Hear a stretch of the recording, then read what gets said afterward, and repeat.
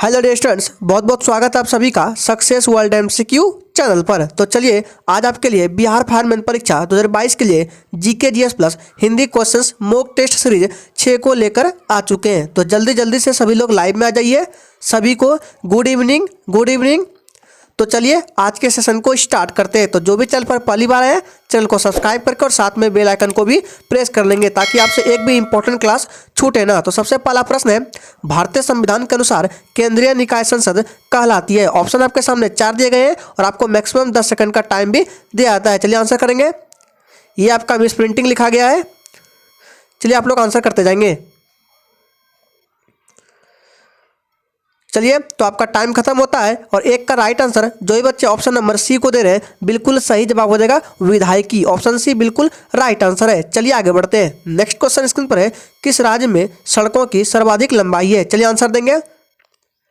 और अगर आपने सेशन पर क्लिक किया है तो सेशन में लास्ट तक बने रहिएगा, तभी आपको फायदा होने वाला है। आप पूरा प्रयास करें कि हर रोज आपको मॉक टेस्ट देना है, एक भी दिन मॉक टेस्ट को छोड़ना नहीं है। तो चलिए दूसरे का राइट आंसर जो ये बच्चे ऑप्शन बी को दे रहे हैं बिल्कुल सही जवाब हो जाएगा महाराष्ट्र। ऑप्शन 20 प्रश्न का बिल्कुल सही जवाब है। चलिए आगे बढ़ते हैं। नेक्स्ट क्वेश्चन है, सूर्य और पृथ्वी के मध्य न्यूनतम दूरी रहती है, किस तारीख को रहती है। चलिए आंसर करेंगे। फटाफट से लाइव चैट में आंसर देते जाएंगे।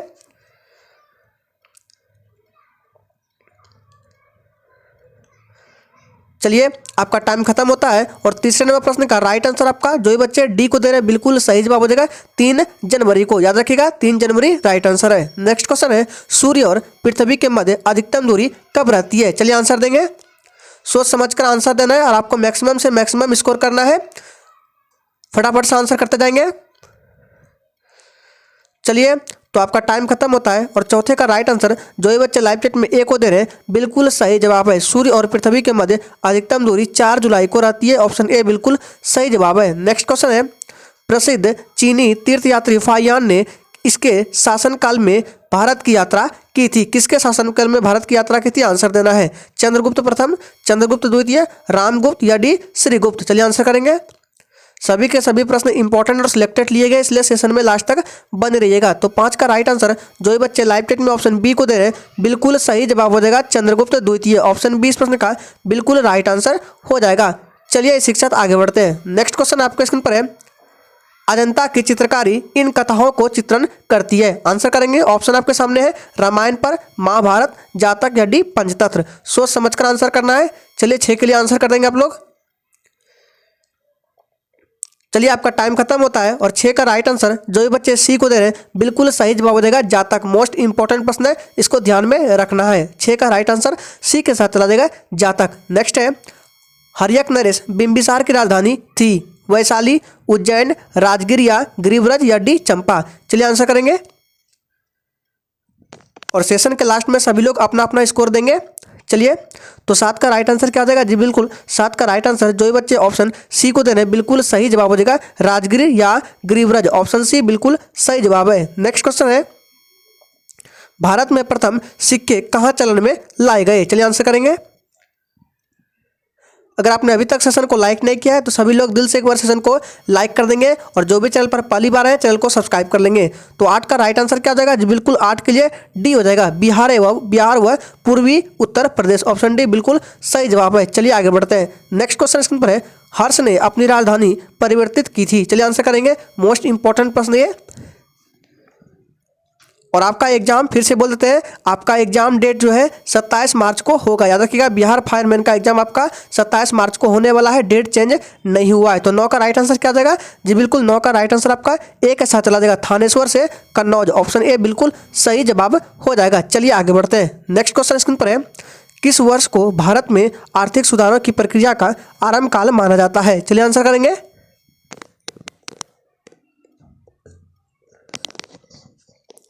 अगर आपने बिहार उत्पाद सिपाही के लिए भी फॉर्म को फिल किया है तो उसका भी प्रैक्टिस सेट इस चैनल पर हर रोज चलता है, आप कर सकते हैं। लिंक आपको नीचे वीडियो के डिस्क्रिप्शन बॉक्स में मिल जाएगा। तो 10 का राइट आंसर आपका ऑप्शन सी के साथ चला जाएगा 1991 में। ऑप्शन सी बिल्कुल सही जवाब है। चलिए आगे बढ़ते हैं। नेक्स्ट क्वेश्चन है, भारतीय प्रायद्वीप का कौन सा शहर 8 डिग्री अक्षांश से निकटतम है।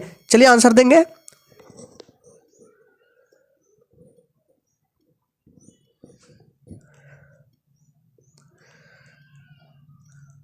चलिए आपका टाइम खत्म होता है और 11 का राइट आंसर जो बच्चे ऑप्शन सी को दे रहे हैं बिल्कुल सही जवाब हो जाएगा कन्याकुमारी। ऑप्शन सी इस प्रश्न का बिल्कुल राइट आंसर है। नेक्स्ट क्वेश्चन है, इनमें से कौन मिश्र धातु नहीं है? सोच समझकर आंसर देना है। चलिए फटाफट से आंसर करेंगे और याद रहे आपको पूरा प्रयास करें कि आपको एक भी दिन मॉक टेस्ट को छोड़ना नहीं है। ये मॉक टेस्ट आपके एग्जाम के लिए मोस्ट इंपॉर्टेंट है। तो चलिए 12 का राइट आंसर जो ये बच्चे बी को दे रहे हैं बिल्कुल सही जवाब हो जाएगा जिंक। ऑप्शन बी बिल्कुल सही जवाब है, ये मिश्र धातु नहीं है। चलिए आगे बढ़ते हैं। नेक्स्ट है, इनमें से किसमें प्रोटीन सर्वाधिक होती है? चलिए बताएंगे। चावल, मकई, मूंगफली या डी सेब, इन चारों ऑप्शन में से किसमें प्रोटीन सर्वाधिक होती है? चलिए आंसर करेंगे। तो आपका टाइम खत्म होता है और 13 का राइट आंसर जो भी बच्चे सी को दे रहे हैं बिल्कुल सही जवाब हो जाएगा मूंगफली। इसमें प्रोटीन सर्वाधिक होता है, याद रखिएगा ऑप्शन सी सही जवाब है। नेक्स्ट क्वेश्चन है, इनमें से कौन सबसे प्राचीन प्राणी है? चलिए आंसर करेंगे। और आपका जब तक एग्जाम नहीं होता है तब तक आप हर रोज मॉक टेस्ट लगाते रहिए। याद रहेगा टाइम कितना बजे? हर रोज रात 8 बजे। चलिए तो 14 का राइट आंसर क्या हो जाएगा जी? बिल्कुल 14 के लिए बी हो जाएगा बैक्टीरिया। ऑप्शन बी बिल्कुल सही जवाब है, मोस्ट इंपॉर्टेंट प्रश्न है। नेक्स्ट है, नमक मिलाने से खाद्य पदार्थों का संरक्षण होता है क्योंकि यह क्या होगा? चलिए आंसर करेंगे। और किसी भी प्रश्न में थोड़ा भी डाउट होता है तो तुरंत आप कमेंट बॉक्स में पूछ सकते हैं, आपको रिप्लाई तुरंत दिया जाएगा।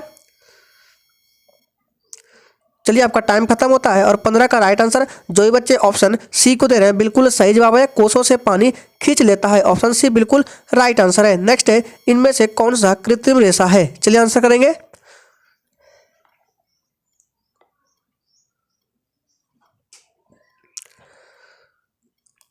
चलिए आपका टाइम खत्म होता है और 16 का राइट आंसर जो ये बच्चे लाइव चैट में ऑप्शन नंबर बी को दे रहे हैं बिल्कुल सही जवाब हो जाएगा नायलॉन। नेक्स्ट क्वेश्चन है, इनमें से कौन न्यूनतम अभिक्रियाशील है? चलिए आंसर करेंगे।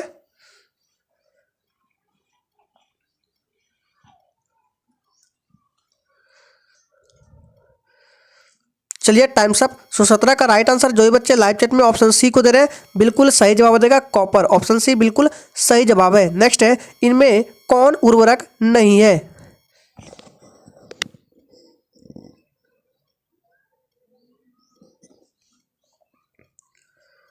चलिए फटाफट से आंसर करेंगे जी। बिल्कुल 18 का राइट आंसर जो ये बच्चे लाइव चैट में ऑप्शन सी को दे रहे हैं बिल्कुल सही जवाब हो जाएगा डी। याद रखिएगा ऑप्शन सी बिल्कुल सही जवाब है, ये उर्वरक नहीं है। नेक्स्ट है, निम्न में से कौन सा स्थल मध्य पाषाणकालीन नहीं है? चलिए आंसर करेंगे। सभी के सभी प्रश्न मोस्ट इंपॉर्टेंट और सिलेक्टेड है, फिर से बोल रहे हैं इसलिए सेशन में लास्ट तक बने रहिएगा, तभी आपका फायदा होने वाला है। और हर रोज आप सेशन को अटेंड कीजिए। तो 16 का राइट आंसर 19 का राइट आंसर क्या आ जाएगा जी? बिल्कुल 19 का जो ही बच्चे ऑप्शन बी को दे रहे हैं बिल्कुल सही जवाब हो जाएगा गणेश्वर। ठीक है, ऑप्शन बी बिल्कुल सही जवाब है। चलिए इसी के साथ आगे बढ़ते हैं। 19 का बी। नेक्स्ट है, महाभारत के फारसी अनुवाद का शीर्षक क्या है? चलिए आंसर करेंगे। फटाफट से लाइव चैट में आंसर देते जाएंगे। 20 का क्या होगा?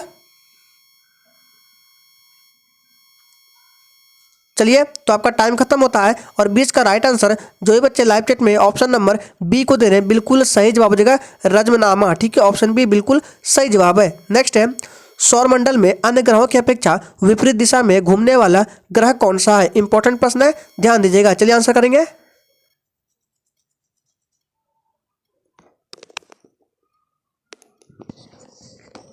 चलिए आपका टाइम खत्म होता है और 21 का राइट आंसर जो ये बच्चे ऑप्शन सी को दे रहे हैं बिल्कुल सही जवाब हो जाएगा यूरेनस। ऑप्शन सी इस प्रश्न का बिल्कुल राइट आंसर है। नेक्स्ट क्वेश्चन है, हालांकि उच्च भूमि संरचना एवं उत्पत्ति की दृष्टि से निम्नलिखित में से किसका भाग है? आंसर करेंगे।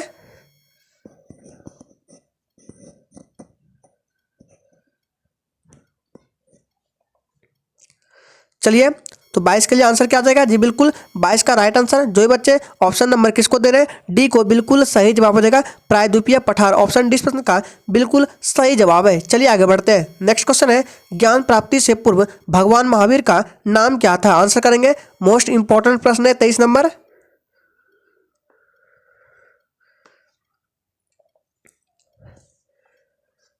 चलिए जी, बिल्कुल आपका टाइम खत्म होता है और 23 का राइट आंसर जो ये बच्चे ए को दे रहे हैं बिल्कुल सही जवाब हो जाएगा Vardhaman. Option A right answer है। नेक्स्ट क्वेश्चन है, सिंधु जल समझौते के अंतर्गत भारत को निम्नलिखित किस नदी पर विशिष्ट अधिकार नहीं दिया गया है? चलिए आंसर करेंगे।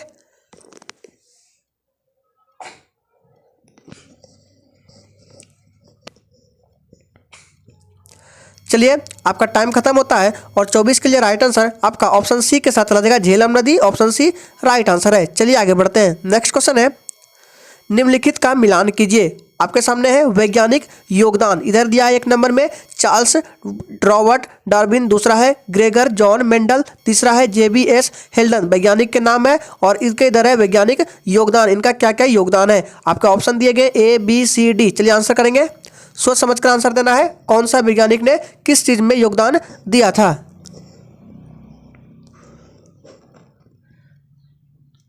चलिए आंसर करेंगे, थोड़ा सा एक्स्ट्रा टाइम देते हैं।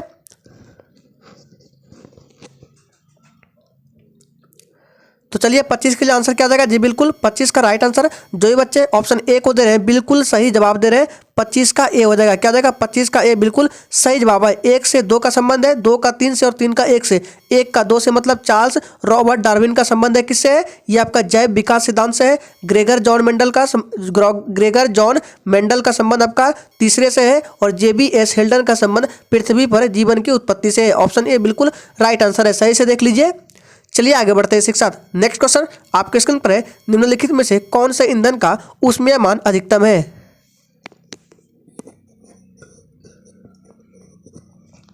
चलिए आंसर करेंगे 26 के लिए सभी लोग। तो आपका टाइम खत्म होता है और राइट आंसर ए के साथ चला जाएगा, पेट्रोल। इसका ऊष्मीयमान सबसे अधिक है। ऑप्शन ए बिल्कुल राइट आंसर है। नेक्स्ट है, भारत के महान्यायवादी किसके द्वारा नियुक्त किए जाते हैं।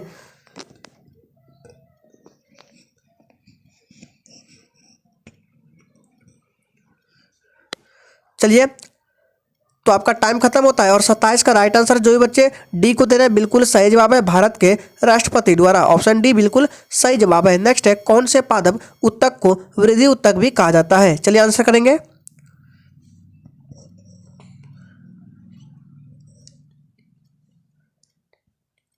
चलिए आपका टाइम खत्म होता है और इसका राइट आंसर बी के साथ चला जाएगा। क्या जाएगा, केवल मेरिस्टेमेटिक उत्तक। ऑप्शन बी बिल्कुल सही जवाब है। नेक्स्ट है, निम्नलिखित में से कौन सी घटना सबसे पहले घटी। चलिए आंसर करेंगे।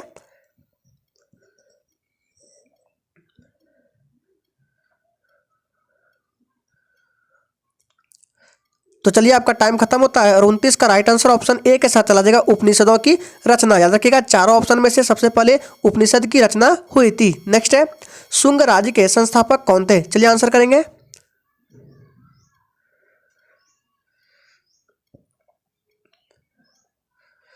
चलिए सभी लोग 30 के लिए आंसर करेंगे जी, बिल्कुल 30 का राइट आंसर। जो बच्चे ऑप्शन बी को दे रहे हैं बिल्कुल सही जवाब हो जाएगा, Pushyamitra. Option B right answer है। इंपॉर्टेंट क्वेश्चन है, ध्यान में रखना है। चलिए आगे बढ़ते हैं। नेक्स्ट है, शक काल आरंभ होता है। चलिए आंसर देंगे।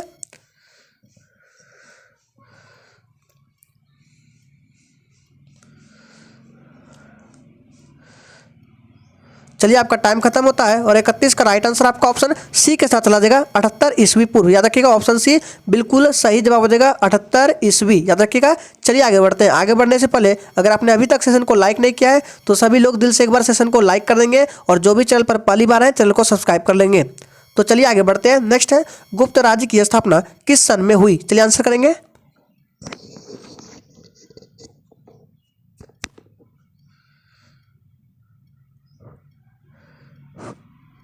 तो चलिए 32 का राइट आंसर आपका ऑप्शन चला जाएगा किसके साथ जी, बिल्कुल 32 का राइट आंसर ए के साथ चला जाएगा। क्या जाएगा, 320 ईस्वी। याद रखिएगा, ऑप्शन ए बिल्कुल राइट आंसर है। चलिए इसी के साथ आगे बढ़ते हैं। नेक्स्ट क्वेश्चन है, गुरु नानक देव का जन्म किस सन में हुआ। चलिए आंसर करेंगे।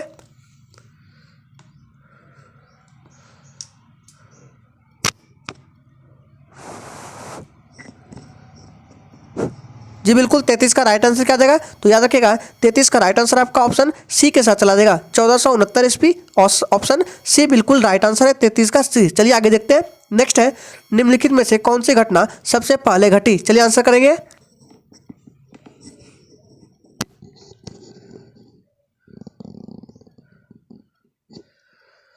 तो 34 का राइट आंसर आपका क्या जाएगा जी, बिल्कुल डी के साथ चला जाएगा, बीजापुर में आदिल शाह का राज्य। ऑप्शन डी बिल्कुल राइट आंसर है। नेक्स्ट है, पानीपत का प्रथम युद्ध किनके बीच में हुआ था। इंपॉर्टेंट प्रश्न है, सोच समझ कर आंसर करना है।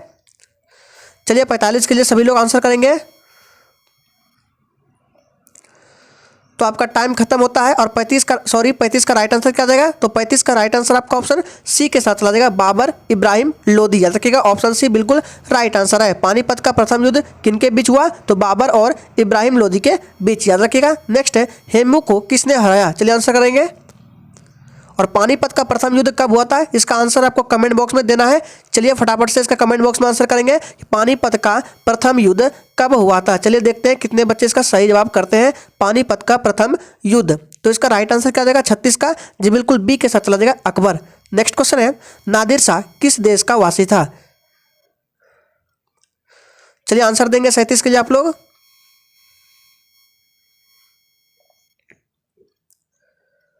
तो आपका टाइम खत्म होता है और 37 का राइट आंसर बी के साथ चला जाएगा, फारस। ऑप्शन बी बिल्कुल सही जवाब है। नेक्स्ट क्वेश्चन है दीन ए इलाही धर्म किसने शुरू किया, चलिए आंसर करेंगे। बाबर, हुमायूं, अकबर या डी शाहजहां।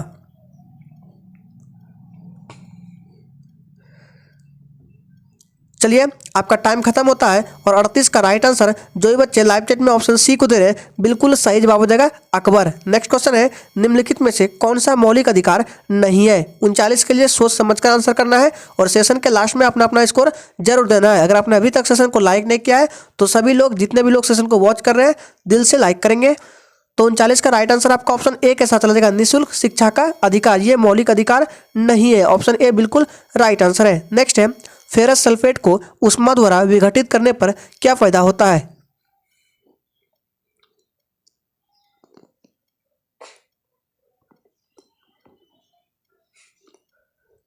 चलिए आपका टाइम खत्म होता है और 40 का राइट आंसर आपका ऑप्शन ए के साथ चला जाएगा, Fe2O3। याद रखिएगा ऑप्शन ए राइट आंसर है। नेक्स्ट है निम्नलिखित में से कौन सी अणु रचना में इलेक्ट्रॉन भागीदारी करते हैं, आंसर करेंगे।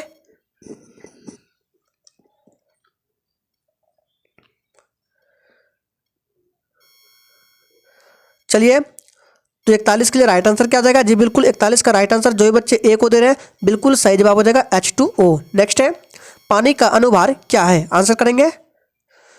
चलिए 42 के लिए सभी लोग आंसर करेंगे फटाफट से, किसी का भी आंसर गलत नहीं आना चाहिए 42 के लिए।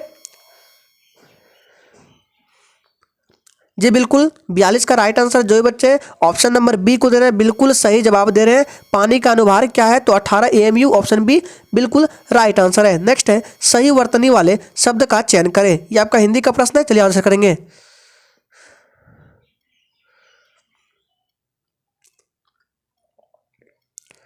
चलिए आपका टाइम खत्म होता है और राइट आंसर सी के साथ चला जाएगा, रसोई घर। देखिए ऑप्शन बी आपका गलत लिखा गया है, यहाँ पे दीर्घई होगा। ऑप्शन डी में 100 में 2 तो औका दे दिए गए, यानी कि औका दे दिया, गलत हो गया। और आपका ऑप्शन ए भी सही है लगभग। ऑप्शन ए और ऑप्शन सी आपका लगभग सही ही दिख रहा है, तो आपका ऑप्शन ए और ऑप्शन सी दोनों ही आंसर हो जाएगा। ठीक है, चलिए आगे बढ़ते हैं, रसोई घर। नेक्स्ट क्वेश्चन आपके स्क्रीन पर है, निम्नलिखित में से उस विकल्प का चयन करें जो दंग रह जाना मुहावरे का अर्थ व्यक्त करता है, आंसर करेंगे 44 के लिए।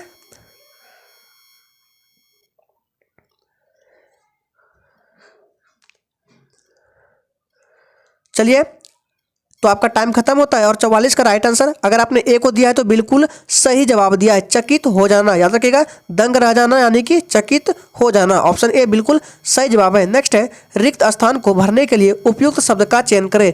राजीव छत, खाली स्थान, सो रहा है। चलिए आंसर करेंगे, इजी प्रश्न है।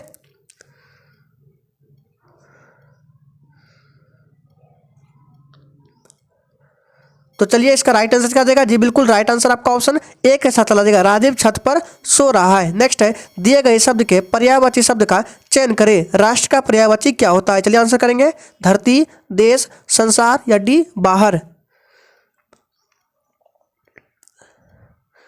चलिए आपका टाइम खत्म होता है और 46 का राइट आंसर बी के साथ चला जाएगा, देश। याद रखिएगा राष्ट्र का पर्यायवाची शब्द देश होता है, बी बिल्कुल सही जवाब है। नेक्स्ट है सही वर्तनी वाले शब्द का चयन करें। चलिए आंसर करेंगे, कौन सा शब्द सही लिखा गया है।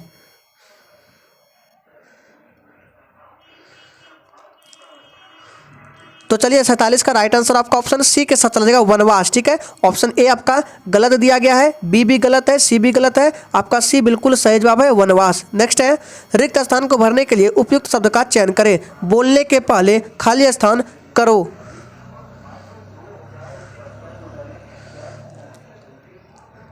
चलिए तो आपका टाइम खत्म होता है और 48 का राइट आंसर सी हो जाएगा सोचा। बोलने के पहले सोचा करो, ऑप्शन सी बिल्कुल सही जवाब है। नेक्स्ट है निम्नलिखित में से उस विकल्प का चयन करें जो थाली का बैगन मुहावरे का अर्थ व्यक्त करता है। आंसर देंगे।